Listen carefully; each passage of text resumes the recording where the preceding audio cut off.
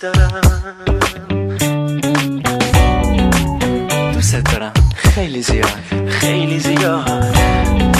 اینو واسه تو ساختمش، امیدوارم خوشت بیاد. این جمله منه، دوست دارم خیلی زیاد. فکر کردن اصلا نمیخواد، دوست دارم خیلی زیاد. فقط واسه تو ساختمش، دوست دارم خیلی زیاد. به چشماتم خیلی میاد. دفتر شعر من کجاست واسه ناز اون نگاه؟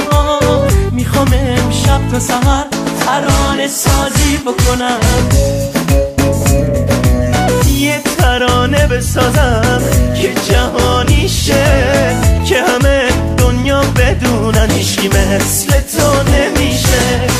با جمله های تکراری دوباره بازی میکنم، باز خودمو گول میزنم، قافیه سازی میکنم. دلم برا تنگ میشه، قافیه‌اش از سنگ میشه.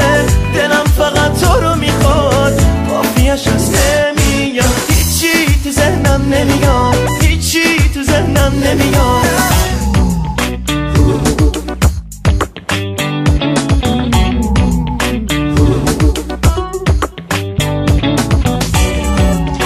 خسته میشم از هر چی جمله است که با حرف دله. نوشتن ترانه خداییش انگار مشکله.